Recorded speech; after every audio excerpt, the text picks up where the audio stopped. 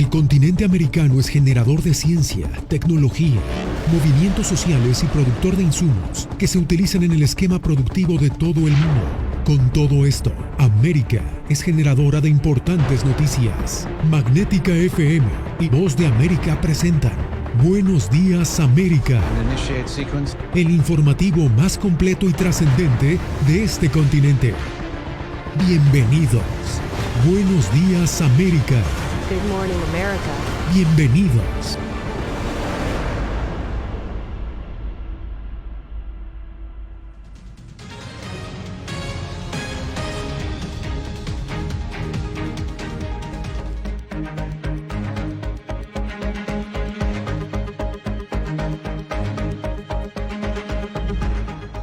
Bienvenidos a una nueva jornada informativa en El Mundo al Día. Comenzamos esta emisión con el encuentro telefónico que el presidente Joe Biden sostuvo este viernes con su homólogo mexicano Andrés Manuel López Obrador. La preocupación por el manejo de la migración ilegal en la frontera común marcó el diálogo, pero no fue el único tema de interés entre ambos mandatarios. Y precisamente nos conectamos con Jorge Agobián en la Casa Blanca. ¿Qué otros temas, Jorge, hicieron parte de este encuentro?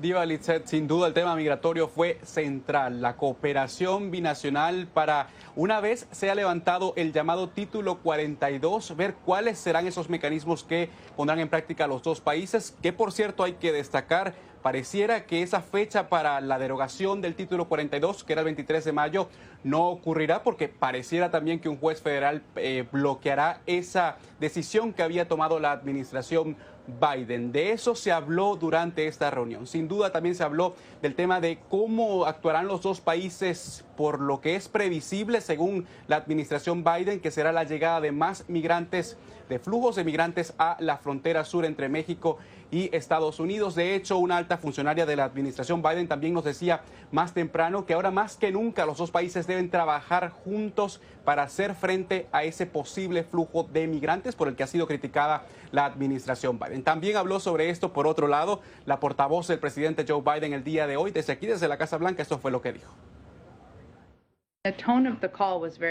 Creo que es importante recordar que el tono de la llamada fue muy constructivo. Esta no fue una llamada donde el presidente Biden estaba amenazando al presidente mexicano. Ellos han sido un socio importante.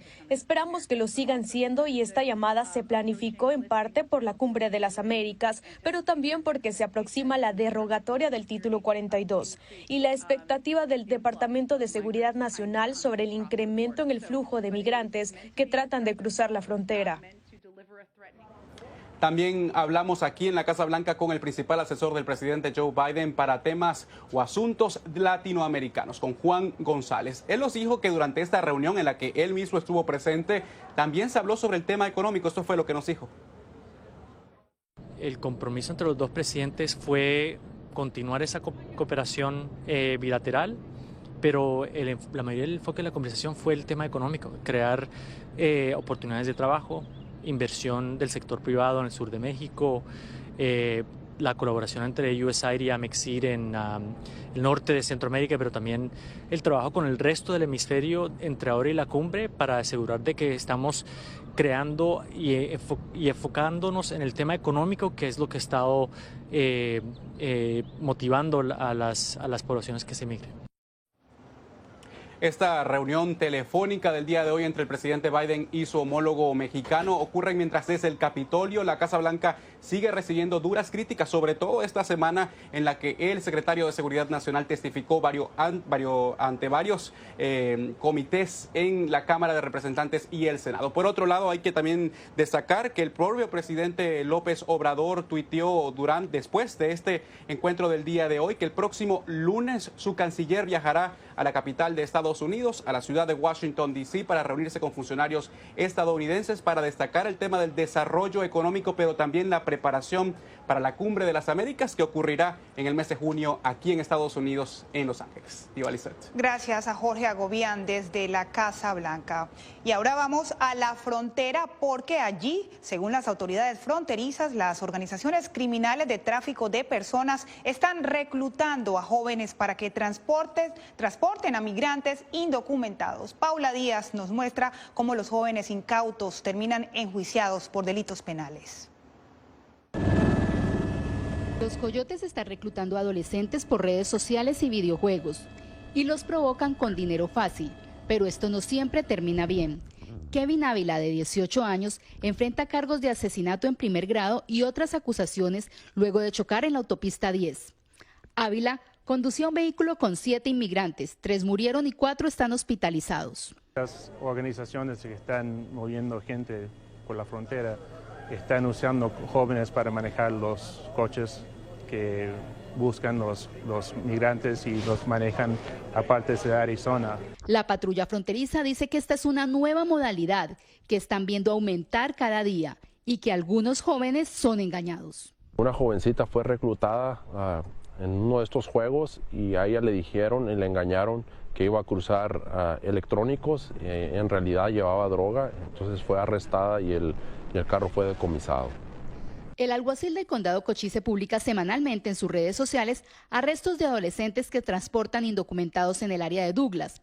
Los jóvenes realmente no saben a lo que se enfrentan. Estos jóvenes están siendo reclutados y muy fácilmente. ¿Por qué? Porque muchas veces pueden pensar o les pueden prometer que porque son jóvenes, son menores de edad, no van a tener consecuencias serias en sus acciones. Las autoridades y el abogado explicaron que aunque sean menores de edad, estos adolescentes son arrestados y procesados porque cometieron un delito penal y son enjuiciados. Paula Díaz, Voz de América, Arizona.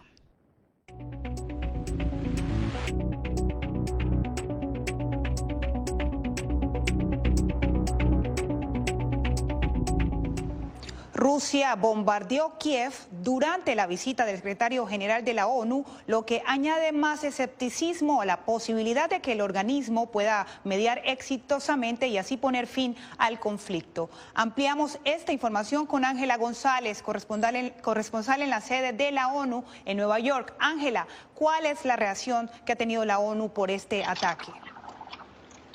Diva Lisset, la Secretaría General de la ONU ve esto como una razón más para continuar empujando los esfuerzos de este organismo para que termine la guerra y ha considerado que no es una falta de respeto a los diálogos que acaban de sostener en Rusia, sin embargo, sí lo ven como una falta de respeto a los ciudadanos de Kiev.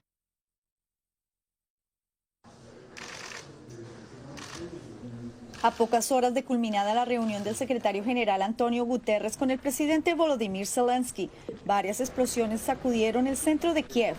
El cuerpo sin vida de la periodista Vira Hirich de Radio Free Europe fue sacado de su vivienda destruida y al menos otra persona murió y 10 más resultaron heridas por el ataque ruso.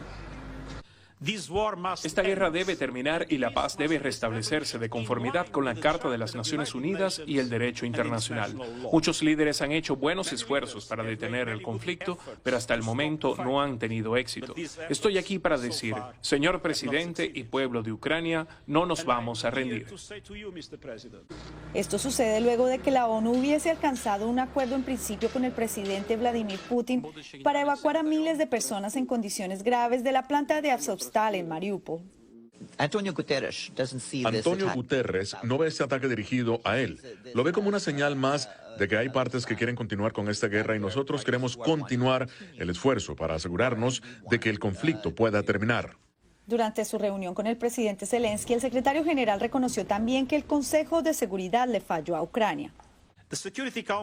El Consejo de Seguridad no hizo lo que estaba a su alcance para prevenir y poner fin a esta guerra. Esta es una fuente de gran desilusión, frustración e ira, pero el personal de la ONU trabaja todos los días para el pueblo de Ucrania. El secretario general también discutió esfuerzos con el presidente Zelensky para proveer dinero en efectivo a cerca de 2 millones de ucranianos para el mes de agosto y también ayuda alimentaria a 6 millones de personas para el mes de junio. Esto sucede mientras se conoce que el gobierno ucraniano habría iniciado este mismo viernes su operación de evacuación de civiles en Mariupol, algo que la Organización de las Naciones Unidas se limitó a decir que es una operación compleja. Diva Lisset. Gracias a Ángela González. Entre tanto, Estados Unidos apoya la idea de que Finlandia y Suecia se integren a la OTAN para reforzar la cooperación militar en medio del conflicto europeo. Laura Sepúlveda tiene el reporte. Ucrania no ve un pronto cese del conflicto y ciudades como Mariupol siguen pidiendo apoyo de la Organización del Tratado de Atlántico Norte, OTAN. Hoy estamos a las puertas de una gran guerra. Debes entender que Putin sueña con capturar más que Ucrania. Si nuestros aliados se unen a esta guerra, antes detendremos esta guerra, que ahora está destruyendo nuestras casas, matando a nuestros residentes, nuestros ucranianos. Mientras tanto, la OTAN analiza la posibilidad de que Suecia y Finlandia, países que podrían fortalecer el apoyo militar, se unan a los 30 que ya lo integran. Estados Unidos, como expresó su secretario de Estado, apoya la moción. Ya tenemos una cooperación continua y, por supuesto, si nuestros entornos de seguridad se vuelven más desafiantes, por supuesto que nosotros, Finlandia y Suecia, podemos agregar esta planificación bilateral e incluir a todos los sectores de cooperación militar. Por su parte, el Pentágono aseguró no estar sugiriendo ni interviniendo en pautas de negociación entre Ucrania y Rusia, pues asegura que reconoce y respeta la soberanía de las naciones. Con respecto al asunto de armas nucleares, Estados Unidos advierte mantenerse alerta. Estamos monitoreando esto lo mejor que podemos, las capacidades nucleares de Rusia, y como he dicho muchas veces, nos sentimos cómodos con la postura estratégica y de deterioro nuclear que tenemos para defender la patria y a nuestros aliados y socios, e instamos a Rusia a que deje de escalar la retórica con respecto a las armas nucleares y que haga lo correcto, es decir, terminar la guerra hoy. Laura Sepúlveda, Voz de América.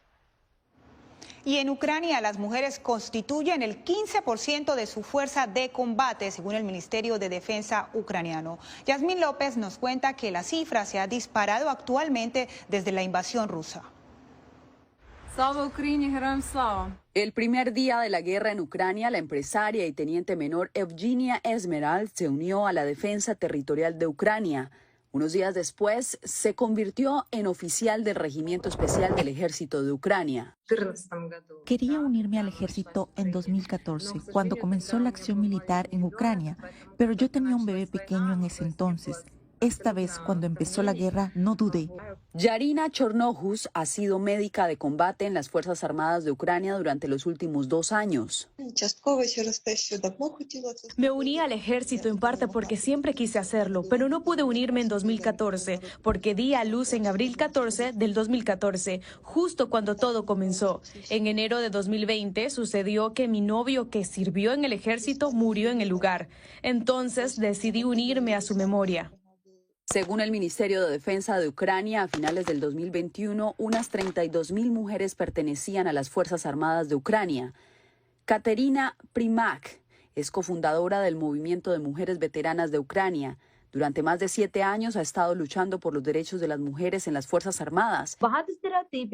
Si una mujer está sirviendo en el ejército y tiene un hijo y un esposo esperándola en casa, puede imaginar lo que una sociedad más tradicional dirá sobre esa mujer, aunque una mujer tiene derecho a elegir cualquier carrera, o tanto el esposo como la esposa pueden estar en el ejército. En los 8 años transcurridos desde la primera acción militar en la región de Donbass en 2014, el número de mujeres que se unieron a las filas ha subido considerablemente y el movimiento de mujeres veteranas de Ucrania ha logrado un progreso considerable para alcanzar la igualdad de género en las esferas de seguridad y defensa. Las mujeres ahora son vistas como iguales. Nadie hablaba antes de la violencia o el acoso sexual en el ejército y ahora este tema ha dejado de ser tabú. Por ahora, dice, los problemas más apremiantes son tener suficientes armas y medicamentos para ambos, hombres y mujeres. Yasmín López, Voz de América.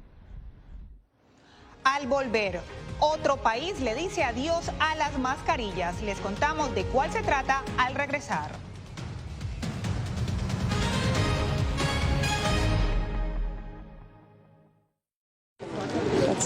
Es increíble. No encuentro palabras para explicar esto. No solamente que no tienen casa, han perdido a sus familias, pero han perdido a su país. Los pasos de su travesía, sus motivaciones y sueños, ucranianos y latinos, se unen en territorio fronterizo que separa a Estados Unidos y México cuando una era llega a su fin y otra comienza a construirse paso a paso. Vea De Frontera a Frontera, una serie especial de La Voz de América.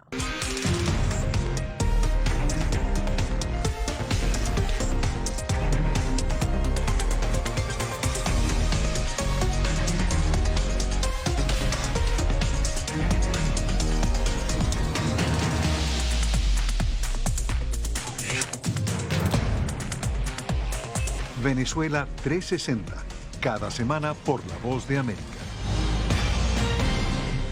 ¿Qué tal? Desde Washington comienzan las noticias en El Mundo al Día. Día a día, desde la capital de Estados Unidos y donde se producen las noticias que más te impactan. El objetivo es llegar al otro lado de la frontera para pedir asilo. La Voz de América te conecta con El Mundo al Día. Los hechos más allá de la noticia. Para que tomes decisiones bien informadas. En el lenguaje que quieres, donde quieras y como prefieras. Conéctate con El Mundo al Día. La Voz de América te invita a ser parte de nuestra familia a través de las redes sociales. Encuentra en tu muro las últimas noticias de tu país en su conexión con Estados Unidos, la región y el mundo. Historias que empoderan las voces latinoamericanas de política, economía, salud, actualidad, balanceadas y precisas. Únete a un equipo de origen hispanoamericano que trabaja para conectarte con los tuyos. Síguenos en Facebook y conviértete en protagonista de una historia que tú mismo ayudarás a construir.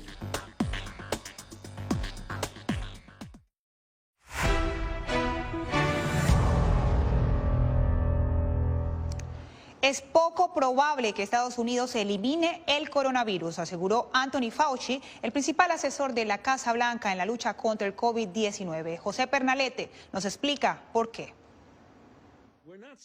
Anthony Fauci, principal asesor de la Casa Blanca en la batalla contra el coronavirus, dijo este viernes que la pandemia no ha terminado y es poco probable que en el país se elimine el COVID-19. De ninguna manera ha terminado. Todavía estamos experimentando una pandemia global. Cuando hablas de llevar a un nivel de control, y un nivel de control realmente no es cuando tienes miles de hospitalizaciones y tienes miles de muertes, es cuando logras que esos niveles sean lo suficientemente bajos como para que realmente no se saturen los hospitales. Fauci explicó que debido a las múltiples variantes del SARS-CoV-2, la capacidad de generar inmunidad colectiva no se compara con otras enfermedades superadas, como polio o sarampión. Sin embargo, destacó que es necesario insistir en la vacunación de la población para acorralar los posibles incrementos de infecciones.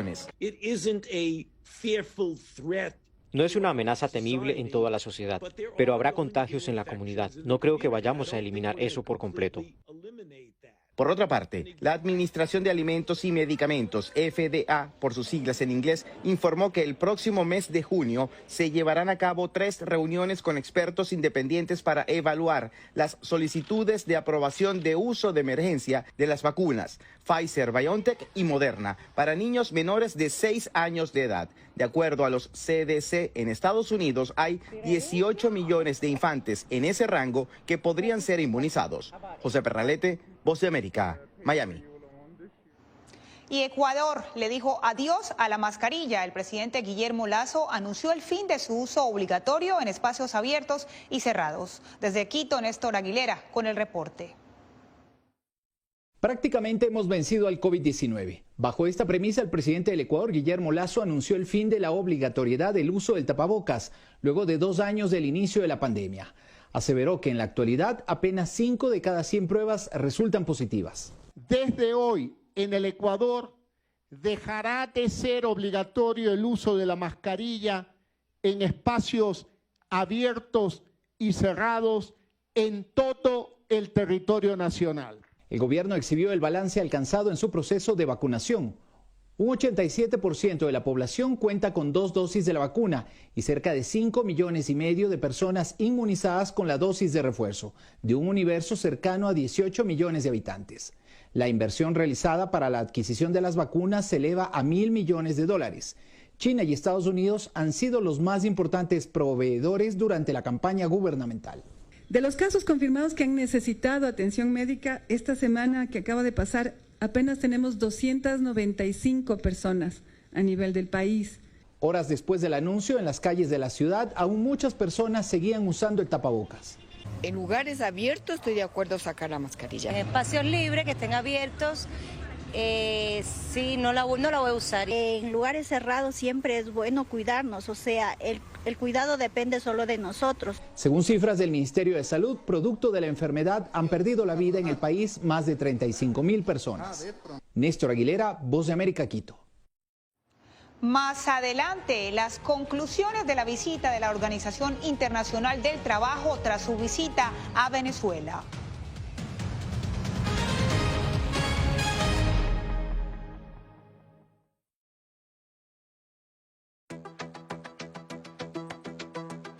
En momentos de crisis políticas y sociales, algunos gobiernos autoritarios recurren al bloqueo del acceso a Internet como herramienta para detener la información que entra o sale de su país.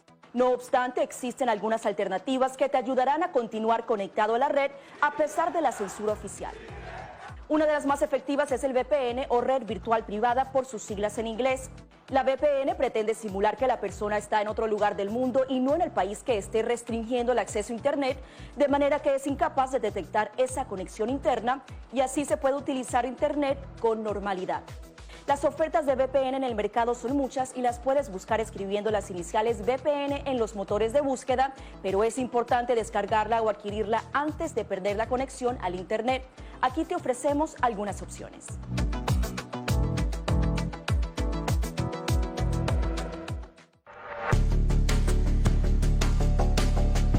Durante el brote del COVID-19, los estafadores pueden tratar de aprovecharse de personas vulnerables a través de diversos métodos que van cambiando con frecuencia. Es posible que lo contacten por teléfono, correo electrónico, mensajes de texto, correo postal o redes sociales. Ten cuidado con ofertas de kits de supuestas pruebas caseras, curas milagrosas o pruebas inmediatamente accesibles. Response Act has made coronavirus testing more accessible immediately. Tras un desastre, organizaciones caritativas falsas aparecen afirmando que tienen vínculos con otras reales. Siempre verifica que la organización sea legítima. Alguien que asegura que trabaja en el gobierno puede pedirte tu información personal o intentar cobrarte cuotas falsas para así ingresar tu cheque de estímulo.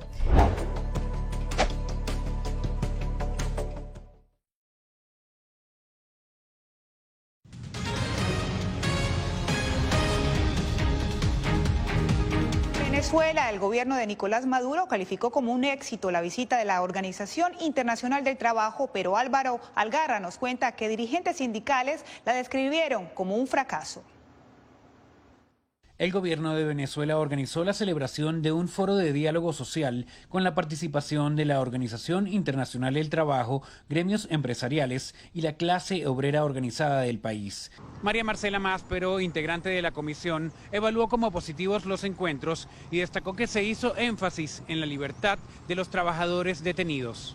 Ha sido en un ambiente bastante distensionado. Nosotros estamos planteando que para el próximo 31 de mayo estén absolutamente libres todos los presos de los trabajadores. El sector sindical venezolano ha sufrido más de 150 detenciones durante los 9 años de gestión de Nicolás Maduro, al que acusan de bloquear elecciones para renovar la dirigencia sindical. 2 líderes sindicales catalogaron la visita de la OIT como un fracaso, porque dijeron que ambos fueron expulsados del foro por orden del gobierno venezolano. Está una OIT que viene por una denuncia de unas violaciones de derechos humanos y en su cara violan el derecho de la libertad sindical a 2 compañeros que nos dejaron por fuera. Estamos en una pobreza crítica generalizada en nuestro Estado venezolano y el gran responsable, vamos a decir que es Nicolás Maduro. El director mundial de la organización, Guy Ryder, exhortó a las partes a mantener una relación que se base en la transparencia y consenso para avanzar en la búsqueda de un mejor futuro y llegar a resultados concretos en el corto plazo. Álvaro Algarra, Voz de América, Caracas. Madre solo hay una. Miguel Cabrera destacó la contribución clave de su progenitora para que el astro de los Tigres de Detroit pudiese alcanzar los 3.000 hits conectados durante su carrera en las grandes ligas de béisbol. Es una de las primeras personas que me critica cuando no bateo. Ella siempre ha sido fuerte conmigo a la hora de que cuando voy a jugar pelota. La veía lo emocionada que estaba, cuando le salían sus lágrimas y bueno, es algo que a mí principalmente me da orgullo porque todo lo que me enseñó, todo lo que hizo todo para sacarme adelante, dio su fruto. Y al volver, Víctor Manuel nos pondrá a bailar con su salsa y también con ritmos innovadores. Los escuchamos en minutos.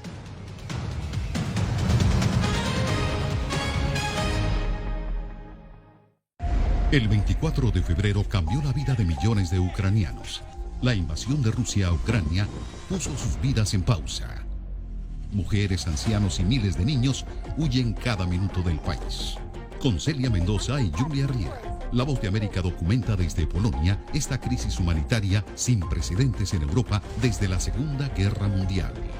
Vidas en pausa. Encuéntralo en vozdeamerica.com.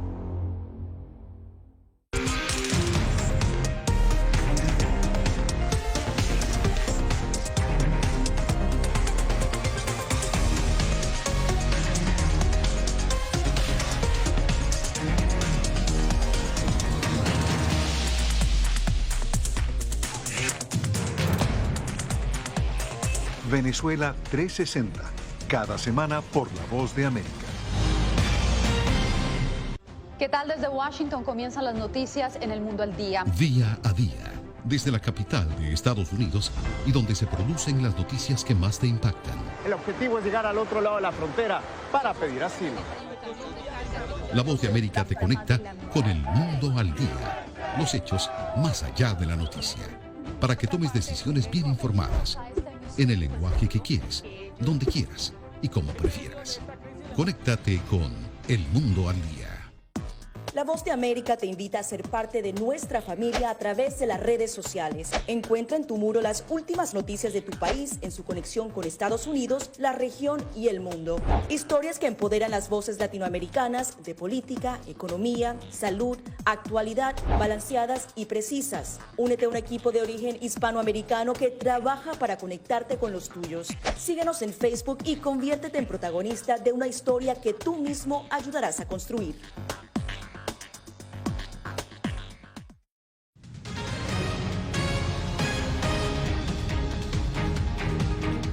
Víctor Manuel estrena producción musical. Esta vez combina la salsa clásica con ritmos innovadores. Le aseguró a Anthony Belchi que utilizó esta fórmula para llegar a un público más amplio. El cantante Víctor Manuel presenta Lado A, Lado B, su nuevo trabajo discográfico en el que combina la salsa más tradicional con los ritmos más urbanos. Su objetivo es seguir cumpliendo con las exigencias de los fanáticos que siempre lo han seguido, pero también presentar una oferta más original, con un nuevo estilo y así llegar a otro tipo de público. En una sola producción, Lado A, Lado B, donde escuché muchas sugerencias, dice, tienes 2 discos, ¿por qué no lanzas un disco moderno y luego no, porque lo que quiero es eso, que en los dos las dos facetas de Víctor Manuel en una sola producción. Para la faceta más clásica, el cantante grabó como se hacía antaño, sin tecnología ni arreglos, solo con músicos que tocaban los instrumentos en vivo y en directo. Y ese proceso se demoró bastante más, principalmente porque si alguien se equivocaba, tenían que volver a empezar. Pero no es lo mismo cuando marcan 4 y tú estás sintiendo que ahí está el piano, el bajo, el bongo, la conga. Lo que pasa musicalmente es otra cosa, otra atmósfera. Se considera un revolucionario de la salsa incorporando nuevos sonidos dentro de ese género. Pretende dejar un legado cultural a las nuevas generaciones, como lo han hecho otros referentes de la talla de Rubén Blades o Willy Colón, con una propuesta innovadora y transformadora. A mí me gustaría que me recordaran por mi propio estilo.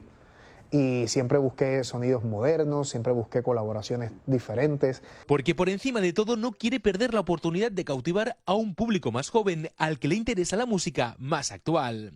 Es el lado moderno que es obviamente hacia donde siempre yo me he dirigido, tratar de hacer una salsa pero con sonidos más modernos. Hay una nueva generación que está creciendo con gustos urbanos. Yo no quiero perder esa generación. Por eso, para este nuevo disco se ha rodeado de grandes artistas urbanos que en su género también han hecho historia en la música. Anthony Belchi, Voz de América, Miami. Y para disfrutar historias como esta y toda la información de Estados Unidos y el mundo, búsquenos en vozdeamerica.com y las redes sociales como @vozdeamerica. Y seguimos con música. El artista surcoreano Psy estrena el álbum Farewell to Gangnam Style. El autor de la pegajosa canción Gangnam Style, que lo impulsó al estrellato en el 2012, tardó 5 años en componer el nuevo álbum de 12 canciones. Psy atribuye la demora a su perfeccionismo. El sencillo principal de la producción presenta a Psy con el traje azul que usó en el popular video de hace una década.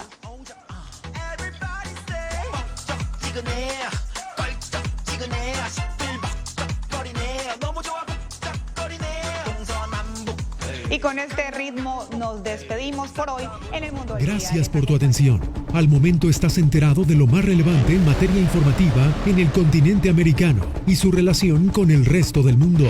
Esto fue Buenos Días América, una producción de Voz de América, presentado por Magnética FM.